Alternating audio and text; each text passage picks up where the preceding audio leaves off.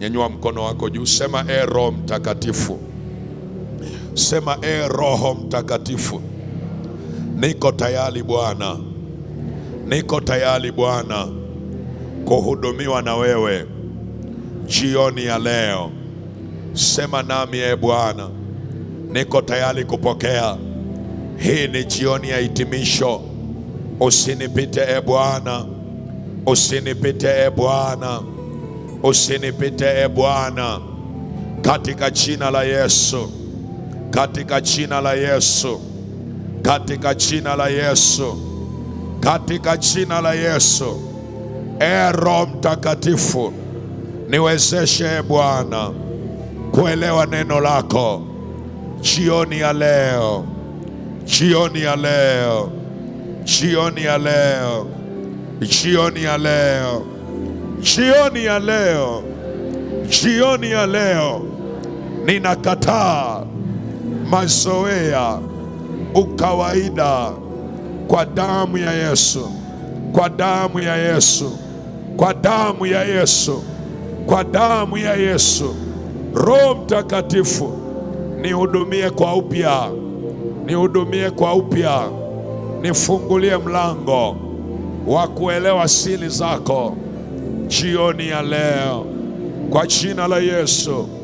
Amen, amen, amen, amen, amen, amen. Watu wa Mungu waliokuwepo jana, tulijifunza juu ya kuinua madhabahu, si ndio? Si mnakumbuka? Na tukaomba, nikakwambia uwezo wowote ambao Mungu ameweka ndani yako, uwezo wowote hauwezi kung'aa kwenye ulimwengu huu mpaka uwe na backup, mpaka uwe na msaada unaotokea kwenye ulimwengu wa roho. Huduma yoyote ile, iwe uinjilisti, iwe walimu, yoyote ile haiwezi kung'aa mpaka kuna madhabahu nyuma inayosukuma hiyo huduma ionekane ina nguvu duniani. Amen, amen. Nikakwambia na kipawa ni hivyo hivyo.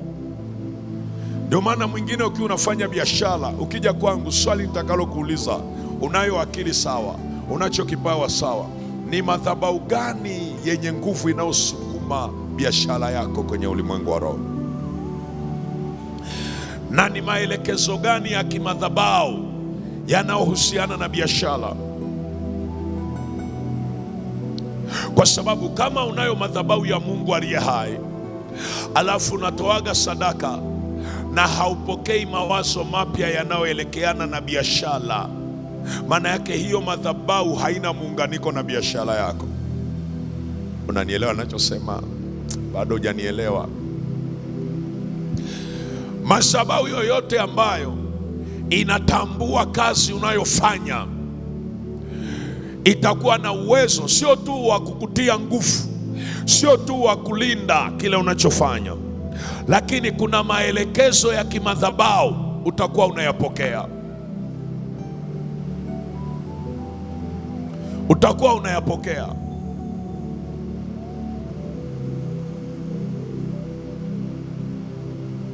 Hasa ukiona unasema mimi kazi zangu zinategemea madhabahu ya Mungu aliye hai, alafu hakuna maelekezo ya kimadhabahu, maana yake mahusiano kati yako na hiyo madhabahu kuna kitu hakijakasa. Ndio maana nilikufundisha namna ya kuiheshimu madhabahu kwa njia ya sadaka na namna ya kuwa na nidhamu. Utakuwa unatumia nguvu nyingi lakini hauvuki. Unatumia akili nyingi lakini hauendi kokote, kwa sababu ile madhabahu ya kubeba kipawa, huduma,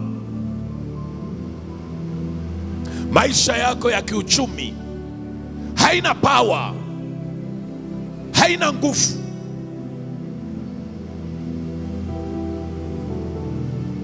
Na ndio maana watu wengine niliwafundisha mahali pengine, nikasema jifunze kuvisajili vitu vinavyokuhusu vyote kwenye madhabahu ya Mungu aliye hai, kwa sababu kwenye madhabahu ndipo ambako tunavisajili vitu kiroho.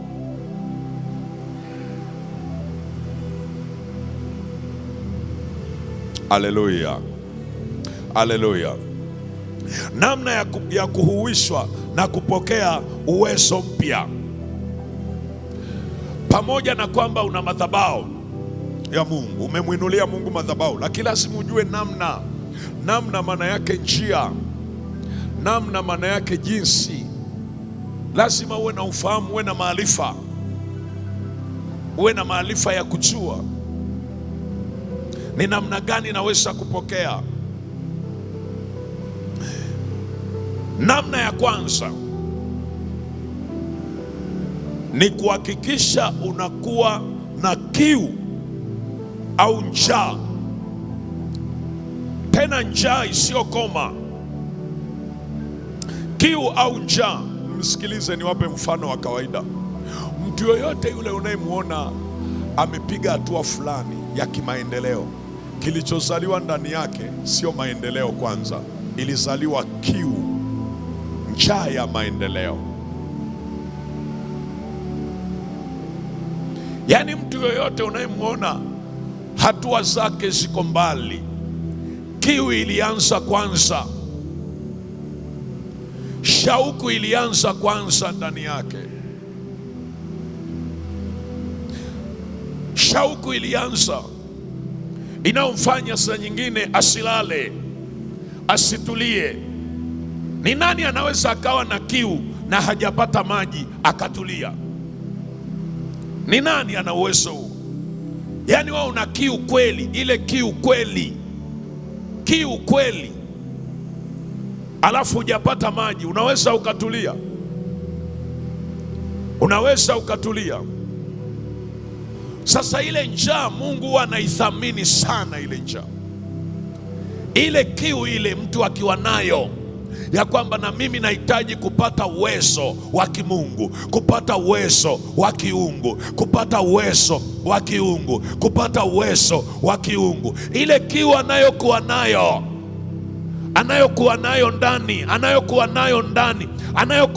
ndani katika Roho Mtakatifu, ile kiu anayokuwa nayo ndani huwa inamfungulia Mungu mlango wa kukujaza huo uwezo. Kiu ni kama sumaku. Kiu kwenye moyo wa mtu mwenye kiu ya kuhitaji jambo kwa Mungu ni kama sumaku inayovuta. Kuna mahali unaweza kukaa kwa sababu ya kiu ulio nayo, Mungu akakufuata mahali ambapo watu wasingetarajia kama Mungu angekufuata hapo. Haleluya watu wa Mungu. Haleluya watu wa Mungu. Haleluya watu wa Mungu. Haleluya watu wa Mungu. Haleluya watu wa Mungu. Fungua Biblia yako kitabu cha Yohana. Hii ndio namna ya kwanza. Usianze kuhangaika kwenda kuomba wakati huna kiu. Utakuwa unajitesa. Kuna vitu, kanuni ya Mungu ni kiu kwanza. Ukienda kumuomba anatazama moyo, una njaa ya hicho unachoomba. Ukisoma ile Yohana 7, fungua Yohana 7. Yohana 7 mstari wa 37 na 39, alaka. Yohana 7 mstari wa 37 hadi 39. Maandiko yanasema hata siku ya mwisho, sema siku ya mwisho, hata siku ya mwisho, siku ile kubwa ya sikukuu, Yesu akasimama akapaza sauti yake akisema, mtu akiona kiu, sema mtu akiona kiu na aje kwangu anywe. Umeona? Mtu akiona kiu, asipoona asije, akiona aje. asipoona asije, kwa sababu hata akija hatapewa.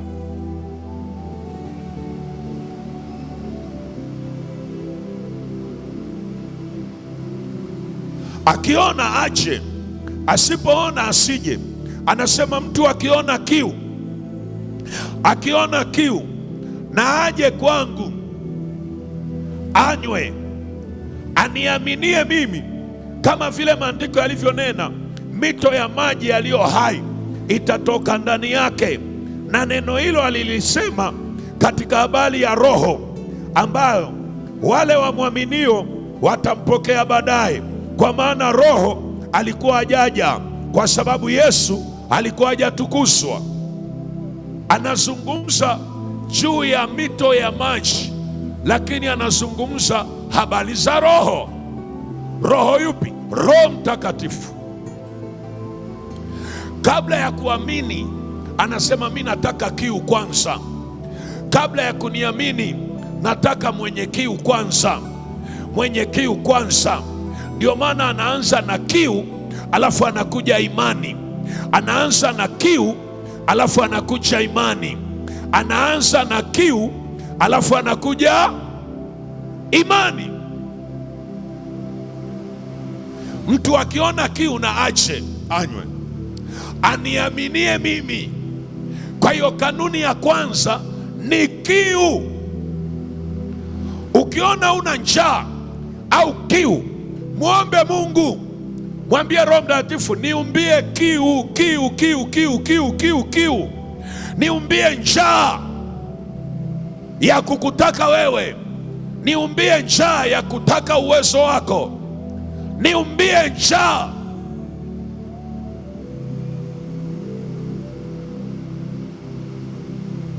Bwana asifiwe, Bwana asifiwe. Anasema mito ya maji itatoka ndani yake. Angalia, andika Ufunuo 21:6. Hii inaeleza vizuri. Ufunuo 21:6. Ufunuo 21:6. Kumbuka kanuni ya kwanza. Unataka kupokea uwezo, Mungu akuhuishe, akufanye vile anavyotaka uwe. Kiu, njaa, shauku. Ufunuo 21:6. Ufunuo 21:6 anasema, akaniambia, imekwisha kuwa, mimi ni Alfa na Omega, mwanzo na mwisho. Mimi nitampa yeye mwenye nini?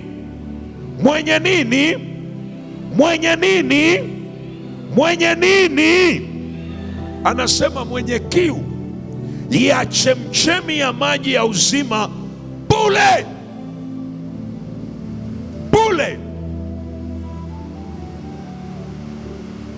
Imeshakuwa, mimi ni Alfa na Omega, mwanzo na mwisho.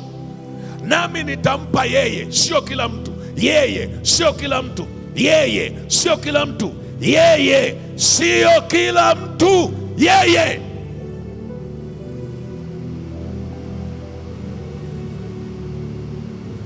Mimi nitampa yeye mwenye kiu ya chemchemi ya maji ya uzima bure. Sio kila mtu. Kwa hiyo mnaweza mkaomba mbele za Bwana, lakini Mungu anapita kwenye mioyo ya watu, anaangalia nani mwenye kiu hapa, nani mwenye kiu hapa nimpatie, nani mwenye kiu hapa nimpatie. Mnaweza mkakaa kanisa moja, lakini mkatofautiana kutembea na Mungu, kwa sababu anatafuta nani mwenye kiu. Mnaweza mkakaa mahali pamoja, mkawa watumishi pamoja, lakini mkatofautiana, kwa sababu anatafuta nani aliye na kiu.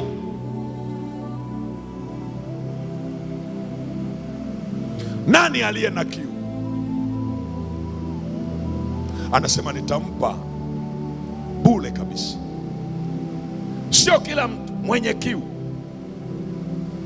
Ninakuombea neema ya Mungu ikusaidie. Mmenielewa watu wa Mungu? Andika mfano wa Zakayo, Luka 19:1-7. Tunaenda kumaliza. Luka 19:1-7. Andika. Huyu Zakayo aliamua kupanda mpaka juu ya mti amuone tu Yesu. Umeona mtu mwenye kiu alivyo, anapanda juu ya mti amuone nani? Luka 19 mstari wa kwanza hadi wa 7. Zakayo akapanda juu ya mti amuone nani? Kilichomfanya apande juu ya mti ni nini? Anasema nataka nimuone Yesu ni wa namna gani. Kuna kiu ndani inamsumbua. Kiu ya nini? Ya kumuona Yesu. Yesu ni wa namna gani? Kiu ya kumuona Yesu ni wa namna gani?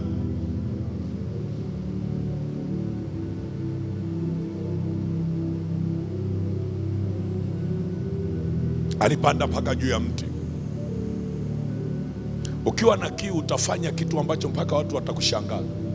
Na ukumbuke alikuwa tajiri huyu, mtoza ushuru, lakini alipanda juu ya mti amuone Yesu. Hajali watu watamuonaje na cheo chake, yeye anachotaka ni kumuona Yesu. Hiyo habari ya kuja kusema mtu mzima ovyo umekaa juu ya mti inawahusu wao. Mimi ninachotaka ni muone Yesu, ni muone Yesu. Maandiko yanasemaje? Yesu alipopita pale akawaacha wote, akafika kwenye mti akasema Zakayo. Tena Zakayo alikuwa mjanja, akasema lazima Yesu atapita hii njia. Akasema Zakayo, shuka, leo nataka kukaa na wewe nyumbani mwako. Najua mpaka naye akashtuka, mimi unaongea na mimi? Akasema mpaka watu wakaanza kuona wivu, huyu Yesu anakaaje na wenye dhambi? Wewe ndio unasema mwenye dhambi, mwenzako ana kiu pamoja na dhambi zake, anataka amuone Yesu. Wewe unasema uko salama, huna kiu. Yesu anapita, anaenda kwa mtu ambaye kazalaulika na maovu yake, lakini ana kiu ya kumuona nani? Yesu.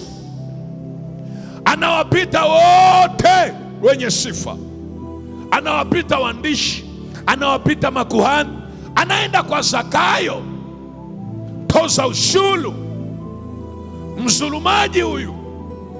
Lakini Yesu anasema nataka nikae nyumbani mwako nile na wewe, kwa kuwa wokovu umefika nyumbani mwako. Kilichomfungulia mlango Yesu ni nini? Ile shauku aliyokuwa nayo Zakayo.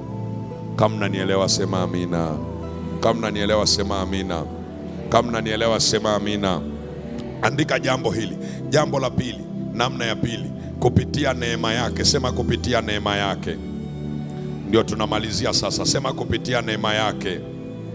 Mtu wa Mungu, sema kupitia neema yake. Bwana asifiwe.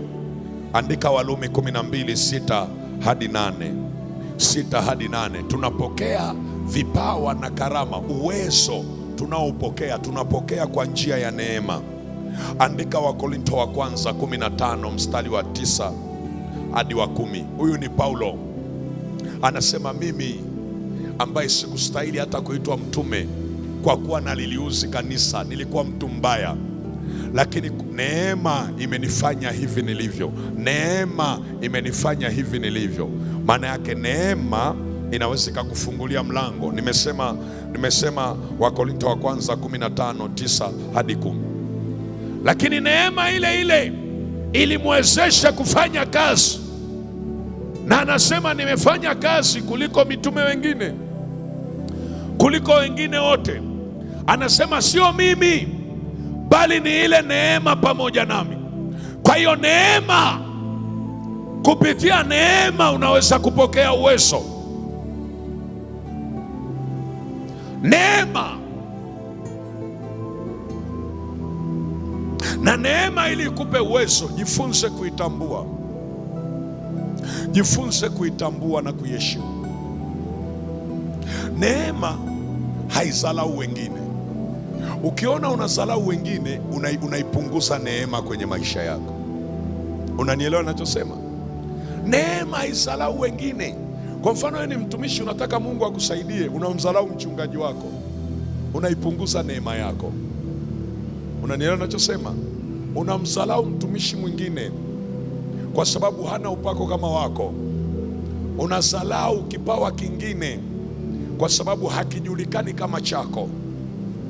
Unamzalau huyo mwimbaji, unamzalau yule muombaji, unamdharau mhudumu kwa sababu hawezi kufanya kama unavyofanya. Neema ukishaingiza dharau inapungua, na neema ikishapungua uwezo unapungua, uwezo unapungua. Kwa hiyo kama unataka neema, kupitia neema upokee uwezo, mwambie Mungu nisaidie, ondoa dharau, ondoa majivuno, si ndio? Ondoa matingo, kiburi kisiwepo. Usiseme mimi mnyambala, mimi mnyambala, unatutumua mikono hivi. Ondoa hivyo vitu moyoni. Neema watu wa Mungu inaweza kumgeuza mtu ambaye alikataliwa kabisa kama Paulo, na akawa chombo cha maana. Neema inaweza kukutengeneza wewe ambaye huoni njia na ukastawi sana, lakini neema haikai na watu wasio wanyenyekevu. Neema haikai na watu wasio wanyenyekevu. Neema haikai na watu ambao wana majivuno, wana kiburi, wanawadharau wengine, wanadharau vipawa vingine. Unasema mwalimu, utajuaje kama nina majivuno? Unajiona you are right, wewe uko sahihi kuliko mtu yoyote. Kwa huwezi kumsikiliza mtu, kila unayemsikia unatafuta kumkosoa tu. Huwezi kukaa chini kujifunza, na ubaya wa kiburi kinaanzaga mbali, huwezi kujua. Kwa hiyo neema. Jambo lingine, niruhusu nimalizie haya mawili. Si unaniruhusu haraka haraka? Unaniruhusu Jambo lingine, kupitia imani katika Yesu Kristo. Unataka kupokea uwezo, lazima uwe na imani, kuamini kwamba naweza kupokea, kutarajia. Usiishi kama mtu aliyekufa, ishi na matarajio. Imani, Waebrania 11:11. Huyu ni Sara, naye alipokea kwa imani. Sema kwa imani. Maana yake imani ilitumika kupokea nini? Uwezo. Imani ilitumika kupokea uwezo. Uwezo. Ndio maana mimi kuna mambo namwaminiki Mungu hata kama hayajatokea leo. Yaani wanaamini lazima yatokee tu. Kama sio leo, kesho yatakuja. Kama umenielewa sema amen. Kuwa na ushirika na Roho Mtakatifu na kujazwa Roho Mtakatifu kunafunua uwezo ulioko ndani yako.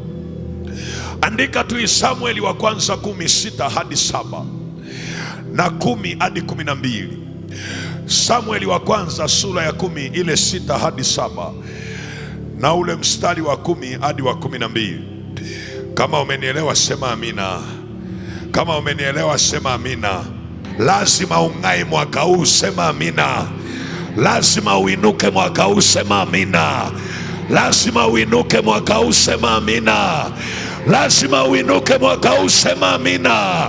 Lazima uinuke mwaka huu, sema amen. Sema amen.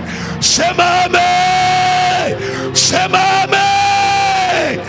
Amen. Kwa sababu nimeona anavyowabadilisha wanyonge kuwa mashujaa, kuwa mahodari. Alimgeuza Sauli kuwa mfalme. Roho wa Bwana alipomjilia Sauli, ambaye hakuwahi kutabiri, kwa mara ya kwanza alitabiri. Uwezo ambao hakuwa nao, kwa mara ya kwanza ulionekana ndani yake. Ninamwamini huyu Mungu ambaye yeye amekupa nafasi ya kuzulia semina hii na amekuingiza 2026. Huyu Mungu aliyeziumba mbingu na nchi, huyu Mungu anayekumbukaga watu wake, huyu Mungu ambaye rehema zake ni za ajabu, huyu Mungu anayewahurumiaga watu wake, huyu Mungu anayewafuataga watu ambao walishajikatiaga tamaa, walishachoka, wamekaa mahali hawaoni njia, wamekaa mahali wamekata tamaa, lakini Mungu anawafuataga mpaka huko. Anasema mimi nipo niliyekuumba, hata kama hakuna anayekupa thamani, lakini mimi naweza nyanyua thamani ya mtu aliyepoteza thamani nikaipandisha juu, na wale waliofikiri kwamba maisha yake yatakuwa hivi wakaona akiwa amepanda juu. Huyu Mungu hawezi kukusahau, hawezi kukusahau. Nasema hawezi kukusahau. Hakunileta Kiwila kutembea, hakunileta Lungwe kutembea, alinituma Lungwe ili kuna mtu mmoja historia yake ibadilike, mbingu ziandike historia mpya kwenye maisha yake, ili kuna mtu mmoja maisha yake yaanze na historia mpya. Umekuwa mwaminifu vizazi hata vizazi, uyashikaye maagano na kuyatunza. Wewe unaitunza kumbukumbu za maisha yetu, hata pale tulipokukosea haujawahi kuifunga mikono yako. Mikono yako umeiacha ikiwa wazi. Unasema wanangu, njooni kwangu, njooni kwangu. Wewe Mungu ni wa ajabu sana. Wewe Mungu ni wa pekee sana. Wewe Mungu ni wa ajabu sana. Wewe Mungu ni wa pekee sana. Ni wa pekee sana. Ni wa pekee sana. Ni wa pekee sana. Ni wa pekee sana. Ni wa pekee. Ni wa pekee sana.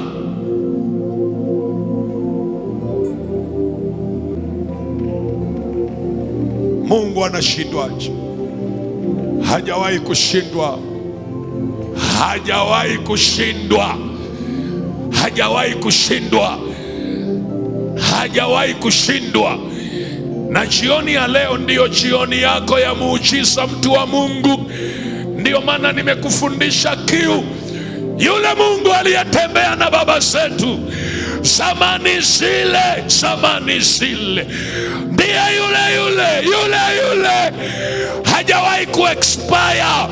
Nguvu yake haijachuja, nguvu yake haijapungua. Ndiye yule hata leo. Ndiye yule aliyefufua wafu.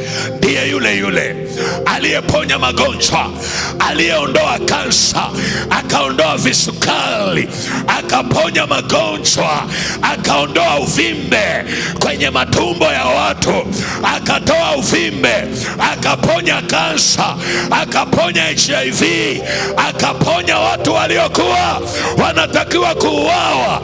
Ni yule hata leo. Ni yule. Nguvu yake haijapungua, haija expire. Anaweza kuitakasa damu iliyochafuka, anaweza kuponya magonjwa ambao madaktari wamesema ishi kwa matumaini. Huyu ndiye Mungu yule jamani. Hajachuja, haja expire, haja change. Ni yule.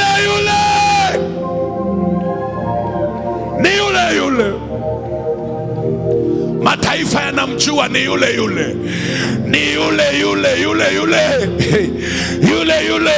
aliyowatoa watu waliofichwa kuzimu, akawaibua kuzimu, akawatoa kuzimu.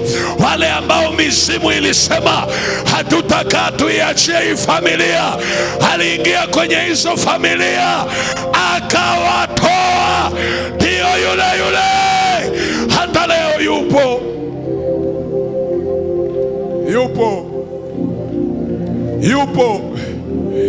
Asikupite leo, asiwapite watoto wako, Asikupite, asikupite binti. Huyu Mungu asikupite jamani. Huyu Mungu asikupite. Huyu Mungu asikupite. Asikupite, asikupite kijana. Huyu Mungu asikupite mama, asikupite. Ndiye yule aliyekuta wajane wamejiandaa kufa. Yule mjane wa Sarepta amejiandaa ale chakula afe, lakini Mungu akasema nipo mwanamke, huwezi kufa, huwezi kufa. Ndio yule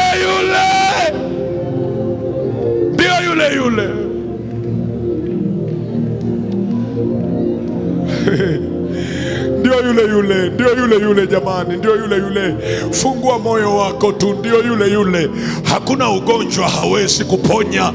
Biblia isemi, alisema nitatoa pepo, lakini hawezi kuponya HIV, lakini hawezi kuponya kansa, lakini hawezi kuponya kisukari. Huyu ni Mungu ambaye hakuna ugonjwa hawezi kuponywa, hata kama umesababishwa na dhambi, hata kama umesababishwa na giza, hata kama umesababishwa na uchawi, hata kama huo ugonjwa umesababishwa na laana. Huyu ni Mungu ambaye hajawahi kusema hawezi kuponya. Yale magonjwa yamewashinda madaktari, hayajawahi kumshinda Mungu aliye hai.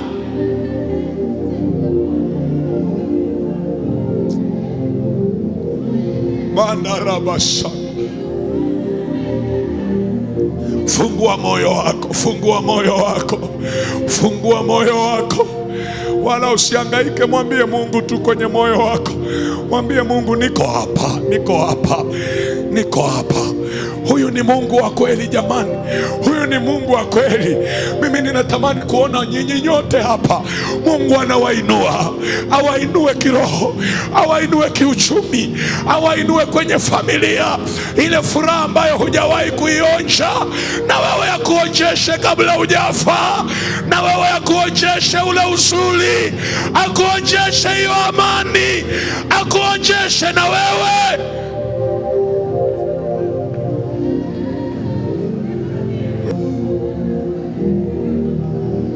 Mandarabasa. Simama mahali ulipo sasa, simama mahali ulipo, inua mikono yako juu.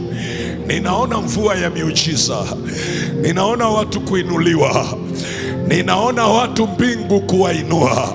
Oh, ninaona watu wa Mungu, ninaona familia zitakazotoka kwenye hilo kongwa la watumwa.